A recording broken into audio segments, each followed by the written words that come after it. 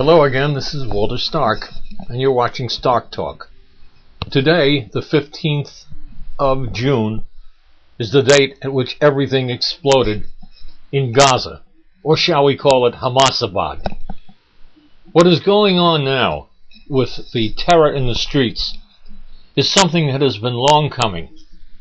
The fundamentalists issue and are doing nothing about it with the simple excuse that there is no point of retaliation, that these guerrillas are not attached to any one country, making it impossible to combat them, is not the answer. The answer is that if the Arab countries in the Arab League are going to get together now fearfully because of what they see as a deposing of all the existing leaders by the fanatics who are in the streets at this point, killing innocents every day, they want to prevent the takeover of their own countries, and perhaps the establishment of a HAMASABAD north and south, with Lebanon falling to it, and joining in with what was Gaza very, very soon.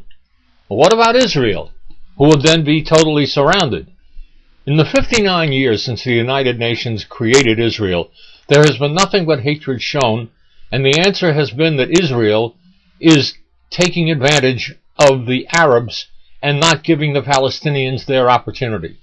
Well, the land that was created as a haven for Jews after the Holocaust, which the madman running Iran denies as ever having occurred, is something that has to be considered as a country, a democracy, that must live on.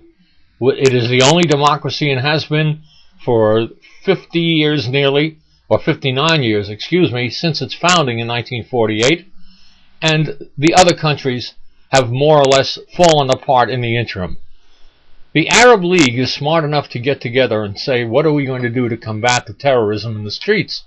And Hamas and the Iranians particularly supporting it. Well, Iran is only one country of the Arab League, and I'm sure can be voted down and isolated if necessary.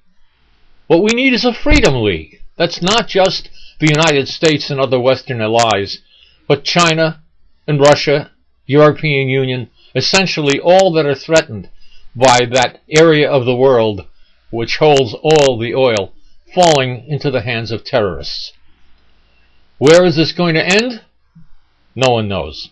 The point now is to either fight, if we have to, diplomatically, or fight militarily. And if we do, it's probably going to be with the use, ultimately, of the most feared weapons, the nuclear ones. This is Walter Stark. Thanks for joining me with Stark Talk. If you want to read any of my blogs, they're at Blogster, blogster.com, www.blogster.com. Search under my name, Walter Stark. See you soon.